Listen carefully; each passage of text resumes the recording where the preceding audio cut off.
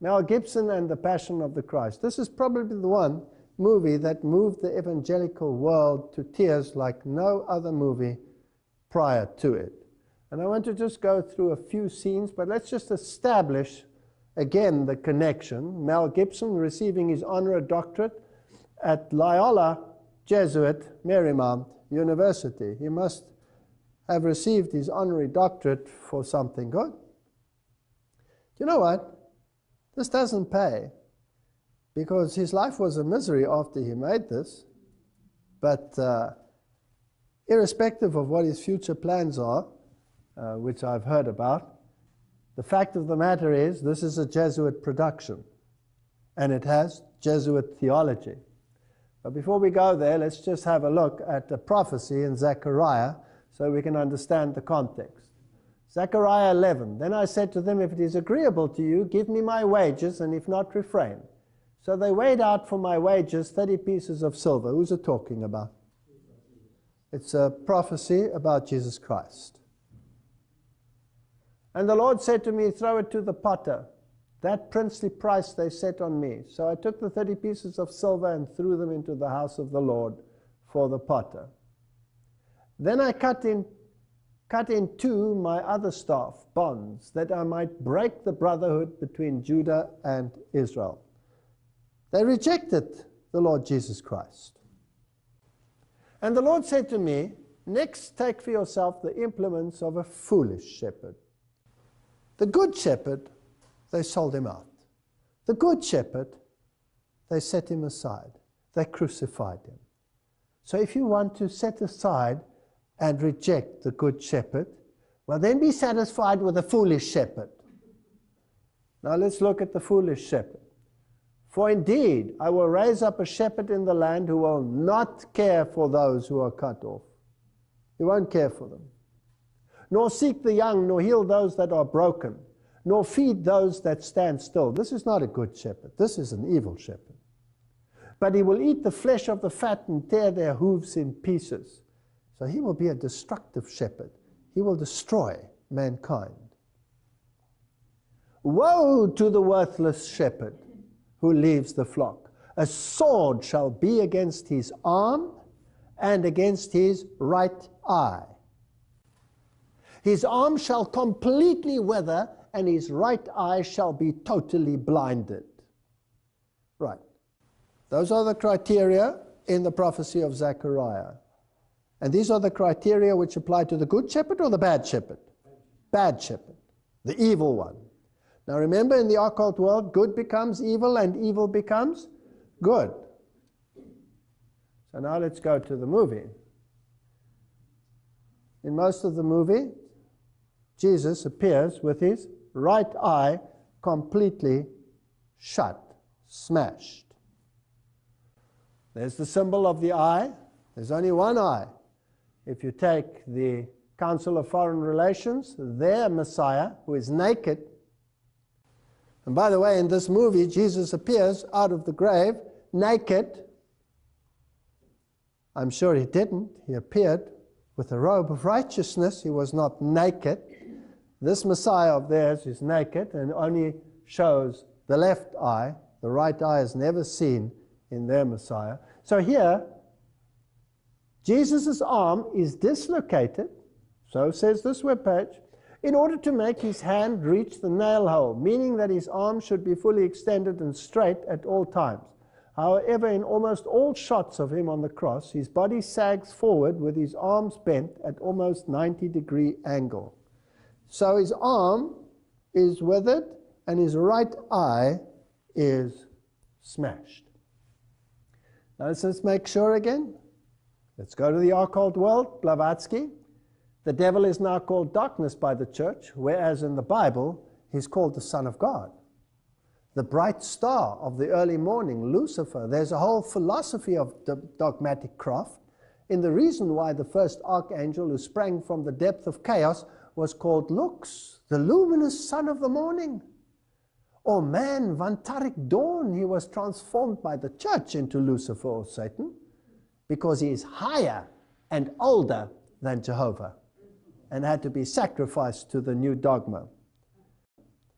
Now, in the esoteric world, Satan is higher and older than the other brother, who is Jesus. And the war between the two of them is raging. And he, the older brother, was deprived of his position, but will regain it. He will be the victor. So good becomes evil, and evil becomes good. Of course, we know that he's a created being, because the Bible tells us so. But not in the esoteric world. Or another quote here from Blavatsky. Esoterically, he's also the serpent or the dragon that tempted Eve. And the dragon is an old glyph for astral light, which is the wisdom of chaos. So Jehovah is the serpent. He's the bad one. God is evil. So evil becomes good, and good becomes evil. Now, let's continue.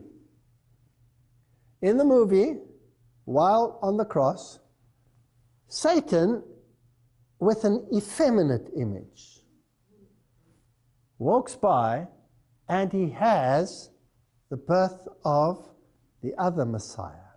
I want you to look at this child, because you can see his hairy arms and his baldness and his demeanor, and we're going to just quickly play this.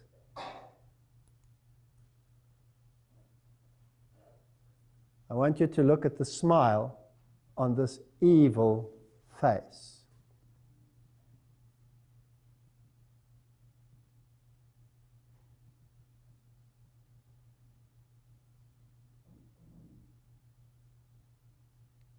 As he looks at the cross. They cannot have, look at the hairs on his back. They cannot have created a more evil image than this. And it's virtually subliminal, because nobody really notices it in the movie. And look at that evil smile. Now, good becomes evil, and evil becomes good. So the evil is hanging where?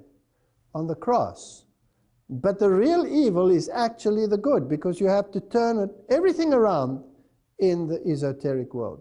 This is actually a symbol of the victory of Satan over Jesus Christ. This is what it means. Now, let's just make sure.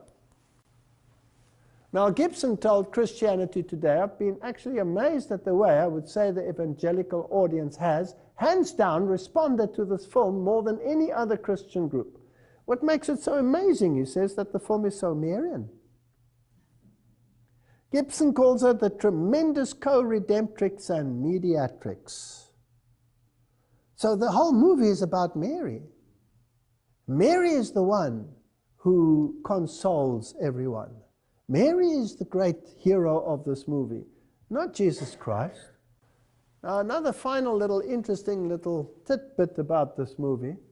The penitent thief on the cross was wearing around his neck the Catholic brown scapular there. So if you look at the shot of him, he's wearing a scapular. Nowhere in the Bible do you read that he wears a scapular. Now, what is the scapula? The scapula is a structure that you wear around, which guarantees you that Mary will let you bypass purgatory and take you straight to heaven. So it is a promise to Mary, not to God. So Jesus could not have given him the right to go to heaven one day. It's Mary that will decide who goes and who does not. But Mary, as we know, is an acronym for Lucifer, because she was immaculate without having to need the atonement.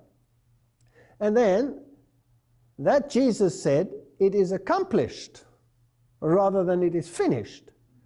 According to Rome, it was the Eucharist which was accomplished at the cross.